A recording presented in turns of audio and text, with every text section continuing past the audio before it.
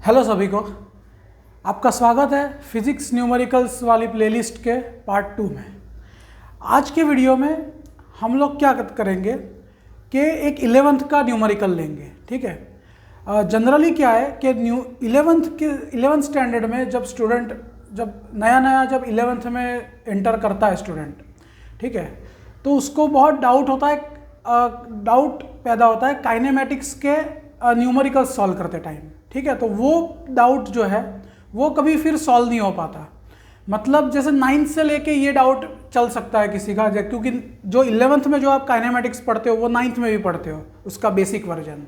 ठीक है, तो वहाँ से जो डाउट चलता आता है वो 11th में भी कंटिन्यू रहता है और फिर वो पूरी लाइफ कंटिन्यू रहता है, क्योंकि वो फिर मान लेता है उस चीज़ को। मैं बताऊँगा आगे वीडियो में किस चीज़ की बात कर रहा हूँ मैं। ठीक है, वो फिर मान लेता है, लेकिन उसको फिर भी पता नहीं चलता कि वो ऐसा कैसे है। ठीक है, तो वो हम लोग देखेंगे इस वीडियो में। तो स्टार्ट करते हैं इस वीडियो में। ठीक है, अब सबसे पहले जैसे 11th के अंदर काइनेमेटिक्स के बारे में हम लोग डिस्कस करेंगे इस वीडियो में। ठीक है, काइनेमेटिक्स मतलब जो हम मोशन के बारे में पढ़ते हैं चीज़ों का। ठीक है, जो second, third, fourth, motion in a straight line, motion along plane. ठीक है, जहाँ पे फोर्सेस का इस्तेमाल नहीं करते, मतलब फोर्सेस का यूज़ नहीं करते, फोर्सेस के बारे में नहीं पढ़ते, सिर्फ मोशन के बारे में पढ़ते हैं, उसको कहते हैं काइनेमेटिक्स। ठीक है, जो 11th के अंदर सबसे पहले हम पढ़ते हैं। ठीक है, यूनिट्स एंड डायमेंशंस के बाद। अब जो फोर्सेस वाला जो पार्ट है वो जब काइनेमेटिक्स के साथ पढ़ा जाता है तो उसको कहते हैं डायनामिक्स। ठीक है, तो अभी हम लोग कॉन्सेंट्रेट करेंगे काइनेमेटिक्स पे, और खास करके उस प्रॉब्लम पे, उस डाउट पे जो स्टूडेंट के माइंड में रहता है। अब जो डाउट जो है वो क्या रहता है वो मैं आपको बताता हूँ। पहले एक न्यूमेरिकल सेटअप करते हैं। ठीक है, मैं कोई बुकिश न्यूमेरिकल नहीं लूँगा, मैं एक बहुत ही सिंपल प्रैक्टिकल वे में न्यूमेरिकल लूँगा। ठीक है, जैसे ये बॉल है मेरे हाथ में। ठीक है, अब इस बॉल को मैंने ऊपर उछाला और ये बॉल वापस नीचे आ गया। ठीक है, अब इसके अंदर इसके मोशन को, जहाँ से निकला और वापस आया, दो पार्ट में हम डिवाइड कर सकते हैं। एक तो ऊपर जाने वाला मोशन और नीचे आने वाला, दोनों मोशंस को बोलते हैं फ्री फॉल। ठीक है, सिर्फ गिरने को फ्री फॉल नहीं बोलते, ऊपर जाने वाले मोशन को भी फ्री फॉल बोलते हैं। मतलब हाथ से जब छूटा तब से लेके वापस हाथ में आने तक, मेरे हाथ में आने तक जो मोशन इसने किया उसको बोलते हैं फ्री फॉल मोशन। ठीक है, अब जैसे मैंने बॉल को ऊपर उछाला और अब वापस मेरे हाथ में आ गया। ठीक है, अब ये जो मोशन है, ये मोशन अब मेरे को क्या है, इसका जो पहला पार्ट है वो स्टडी करना है। सबसे पहले हम उस पर कॉन्सेंट्रेट करते हैं। ठीक है, बेसिकली हम ये न्यूमेरिकल सॉल्व करने पे कॉन्सेंट्रेट नहीं करेंगे इस वीडियो में, उस डाउट पे कॉन्सेंट्रेट करेंगे जो मुझे बताना है और उसके लिए मुझे इसके बारे में बताना पड़ रहा है। ठीक है, ये हम लोग अभी सॉल्व नहीं करेंगे, मैं आपको बताऊंगा धीरे धीरे जब वीडियो आगे बढ़ेगा तो किस तरह से हम लोग डाउट पे पहुंचेंगे वो मैं आपको दिखाऊंगा। ठीक है, अब जैसे ये पार्ट 1, इसका पार्ट 1 क्या है कि ये बॉल मैंने यहाँ से हाथ से छोड़ा और ये ऊपर तक गया, बस इतना पार्ट 1 है। ठीक है, अभी हम लोग इस पर ही कॉन्सेंट्रेट करेंगे। अब जो बॉल है वो मैंने यहाँ से फेंका, जैसे ही बॉल ऊपर जाने लगा, आपको पता है कि उसकी स्पीड कम होती जाएगी। ठीक है, और एक पॉइंट आएगा उसका टॉप मोस्ट पॉइंट, जहाँ पे उसकी स्पीड एग्जैक्टली 0 हो जाएगी और फिर वो नीचे आना स्टार्ट होगा। लेकिन पार्ट 1 वहाँ पे खत्म हो गया जहाँ पे वो स्टॉप हो गया। ठीक है, अब हमको क्या करना है, न्यूमेरिकल ये है कि आपको यहाँ से बॉल जब निकला वहाँ से लेके टॉप मोस्ट पॉइंट तक पहुँचने तक बॉल के कितना टाइम लगा, मतलब यहाँ से निकलने के बाद टॉप मोस्ट पॉइंट तक जाने में उसको कितना टाइम लगा। ठीक है, न्यूमेरिकल का जो सवाल है वो ये है कि कितना टाइम में वो टॉप मोस्ट पॉइंट तक पहुँचेगा। ठीक है, इसका जो टॉप मोस्ट पॉइंट है वो हम 1 मीटर ले लेते हैं। ठीक है, अब आप जैसे वेरिएबल्स आपको पता है जो आप 11th में पढ़ते हो, जैसे नीचे वाली जो पोजिशन है वो इनिशियल पोजिशन है। ठीक है, तो initial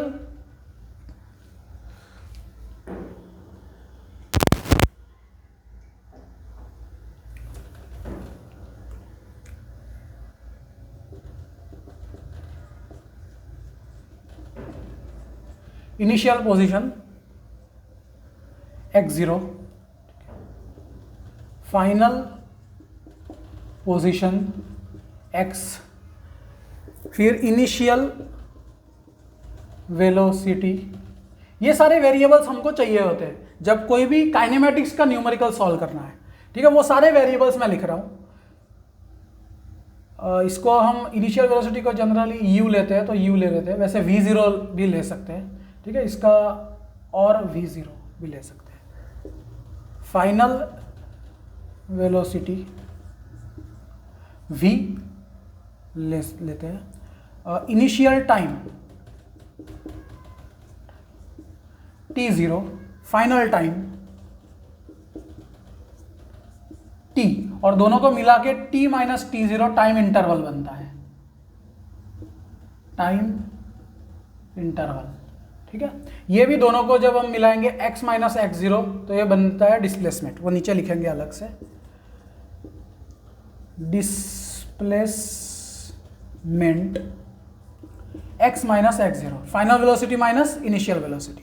okay, and acceleration due to gravity, acceleration due to gravity वो होता है g, that is equal to 9.8 metre per second square. Simplicity के लिए हम लोग around about 10 metre per second square इसको कंसिडर करते हैं। ठीक है, ये सारे वेरिएबल्स हमको चाहिए होते हैं, मतलब इनकी सबकी वैल्यू नहीं चाहिए होती क्योंकि हमको कुछ ढूंढने होते हैं। तो जनरली क्या होता है, सारी की वैल्यू दी होती है सिर्फ दो को छोड़ के।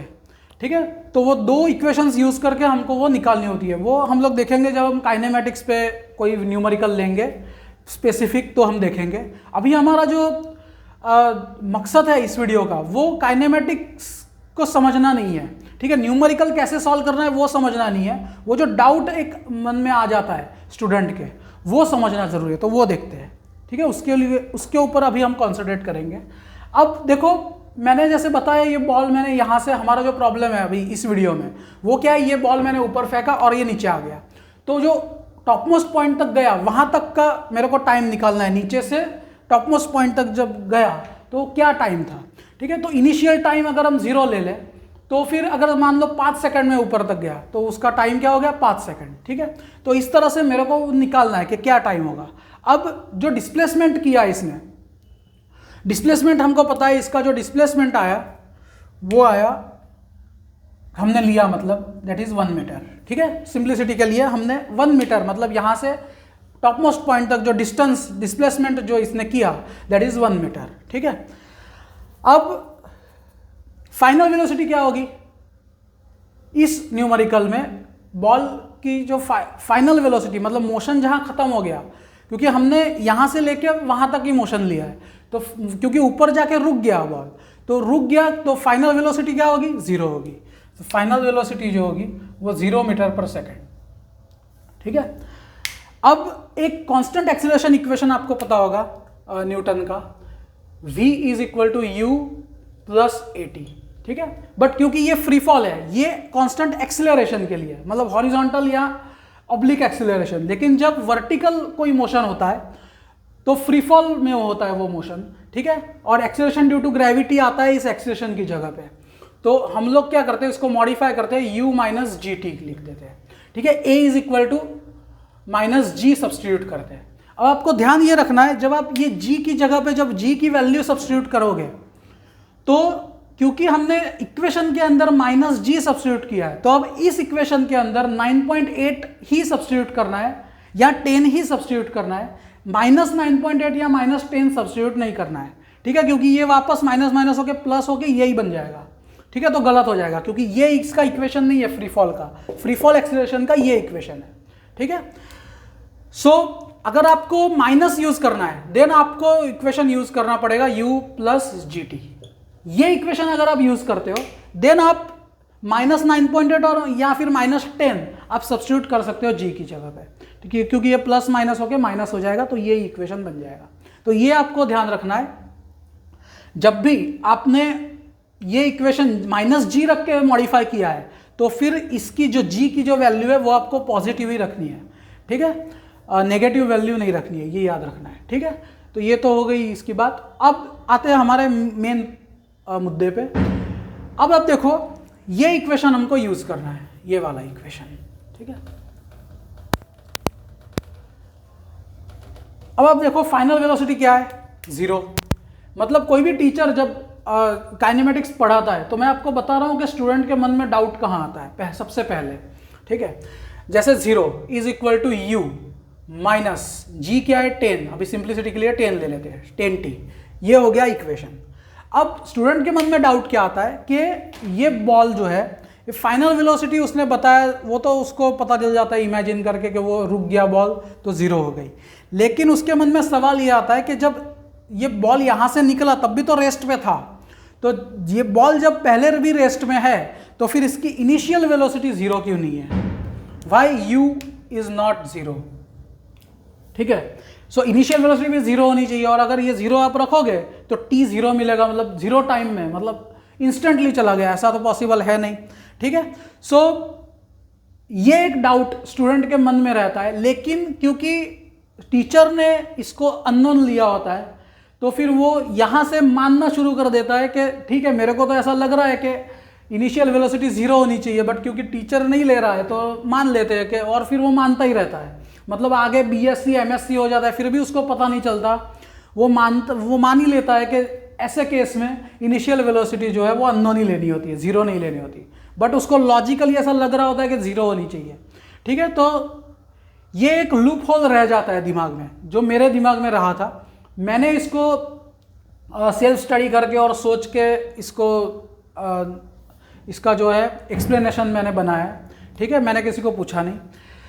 सो आप लेकिन ज़रूर पूछिए अपने टीचर को अगर आपको ऐसा कोई डाउट आता है। अब तो पूछने की ज़रूरत नहीं क्योंकि इस वीडियो में मैं बताऊंगा आपको, ठीक है। लेकिन फिर भी अगर आपको कभी अगर आप भूल जाते हो तो आप ज़रूर डाउट पूछिए अपने टीचर को, ठीक है। ऐसा नहीं है कि आपको ऐसे डाउट, क्योंकि डाउट जब दिमाग में रह जाता है तो फिर आपको ऐसे मतलब अंदर से मज़ा नहीं आता न्यूमेरिकल सॉल्व करने का, कि यार वापस वही चीज़ आ गई कि अब इसको 0, मुझे ऐसा लग रहा है कि ये 0 लेना चाहिए लेकिन कोई नहीं लेता इसलिए मैं भी नहीं लूँगा, ठीक है। तो ऐसे मोटिवेशन नहीं आता, राइट। सो ये आपको ध्यान रखना है। अब आप देखो मैं इस वीडियो में बताऊंगा आपको कि ये 0 क्यों नहीं होता, जब आपको लगता है ये एक्चुअली 0 होना चाहिए लेकिन फिर भी नहीं होता, वो क्यों नहीं होता अब वो देखते हैं। जैसे आपके दिमाग में तुरंत आता है कि इनिशियल वेलोसिटी भी तो 0 है क्योंकि ये रेस्ट में है, रेस्ट से ये मोशन में आया, तो पहले भी रेस्ट में था बाद में भी रेस्ट में है, मतलब उस मोशन में, ठीक है। तो 0 होना चाहिए इनिशियल वेलोसिटी, लेकिन नहीं होता, ऐसा क्यों? अब आप देखो इसको आपको समझने के लिए ये जो मोशन है ना ऊपर जाने वाला, ऊपर मतलब ये फोर्स जो लग रहा है इसके ऊपर, उसके ऊपर आपको कॉन्सेंट्रेट करना पड़ेगा। अब आप देखो मैं आपको ये पूरा मोशन थोड़े थोड़े टुकड़ों में तोड़ के दिखाता हूँ, ठीक है। अब आप देखो जैसे अगर स्लो मोशन देखें तो ये जो मेरा जो एक्ट है हाथ से बॉल को ऊपर फेंकने वाला, ठीक है, उसको मैं शॉर्ट में दिखाता हूँ आपको, मतलब स्लो मोशन में। अब जैसे ही मैं इसको ऊपर फेंक रहा हूँ, ठीक है, कुछ देर तक ये बॉल जो है वो मेरे हाथ के कांटेक्ट में है और फिर कुछ देर के बाद वो बॉल जो है वो मेरे हाथ के कांटेक्ट से अलग हो जाता है, ठीक है। अब जब तक वो मेरे हाथ के कांटेक्ट में है तब तक उस पर फोर्स लग रहा है और उसकी वेलोसिटी कंटिन्यूसली चेंज हो रही है, क्योंकि आपको पता है सेकंड लॉ के हिसाब से F = ma, मतलब जब तक फोर्स लगेगा तब तक एक्सेलरेशन होगा किसी भी मास m मास के ऑब्जेक्ट का, ठीक है। तो जब तक फोर्स लग रहा है इसके ऊपर तब तक इसका एक्सेलरेशन हो रहा है, ओके। सो कोई एक पर्टिकुलर वेलोसिटी नहीं है, वेलोसिटी चेंज होती जा रही है, मतलब 1 2 3 4 एंड सो ऑन, मतलब मीटर पर सेकंड। अब जैसे ही जिस पॉइंट पे, जिस इंस्टेंट पे इस बॉल ने मेरा हाथ छोड़ दिया, उस इंस्टेंट से इस बॉल पे मेरा फोर्स लगना बंद हो गया, ठीक है। अब जब ऐसा होगा, मतलब उस इंस्टेंट पे जब मेरा हाथ से ये बॉल छूट गया, उस इंस्टेंट पे जो इसकी वेलोसिटी होगी, जैसे मान लो 1 2 3 4 5 6, अब जैसे ही अलग हो गया 6 हो गई, 6 मीटर पर सेकेंड। अब जैसे ही वो अलग हो गया, अब वो ग्रेविटी की गिरफ्त में आ गया, तो अब उसकी स्पीड कम होती जाएगी, 6 फिर 5.5 5 4 इस तरह से, ठीक है। तो जहाँ से मेरा हाथ से वो कांटेक्ट छूट गया बॉल का, उस इंस्टेंट पे जो वेलोसिटी होगी उस बॉल की, जब फोर्स लगने के बाद वाला इंस्टेंट, जब फोर्स लगना बंद हो गया उसके बाद वाले इंस्टेंट पे जो भी वेलोसिटी होगी वो होगी उसकी इनिशियल वेलोसिटी, ठीक है। फिर से बताता हूँ, जब भी बॉल मैंने ऊपर छोड़ा, जैसे ही फोर्स लग रहा है, अब समझे क्यों हम लोग वो पहले वाली नहीं लेते, क्योंकि बाद में फोर्स लग रहा है। एक बार जब अप्लाइड फोर्स लगना बंद हो गया, तब जो मेरे हाथ से जब छूटा, उस इंस्टेंट पे जो उसकी वेलोसिटी होगी वो हम लेते हैं इनिशियल वेलोसिटी। अब वो तो हमको पता है नहीं, तो इसलिए हम लोग वो अननोन लेते हैं। अब वो जीरो भी नहीं होगी, क्योंकि किसी एक वेलोसिटी से वो बॉल ऊपर जा रहा है, ठीक है, तो वो कोई नॉन जीरो वेलोसिटी होगी, लेकिन वो हमको पता नहीं है, तो वही हम लोग इन न्यूमेरिकल्स में निकालते हैं, ठीक है, क्योंकि एक अननोन लेते हैं, इसको हम इक्वेशन 1 बोल देते हैं। फिर दूसरा इक्वेशन लेते हैं, दूसरा इक्वेशन इसमें यूज होता है डिस्टेंस वाला, ठीक है, x minus x zero displacement वाला is equal to U T plus half G T square minus half G T square. ये इक्वेशन भी इसमें यूज करते हैं, ठीक है। और फिर जो u है उसको, जैसे u is equal to 10t, इसको हम बना देते हैं u is equal to 10t, ठीक है। वो बाद में मैं बताऊंगा किस तरह से सॉल्व करते हैं। इसको इक्वेशन 1 बोल देते हैं, और फिर ये u की जगह पे हम लोग यहाँ पे 10t रख देंगे, तो हमारा ये इक्वेशन सॉल्व हो जाएगा। और ये भी हमको पता है, तो अननोन जो है वो सिर्फ t बच जाएगा इसके अंदर, तो हमको t मिल जाएगा, और फिर वो t इसमें रखेंगे तो हमको u मिल जाएगा, ठीक है। तो इस तरीके से हम लोग इसको सॉल्व करते हैं।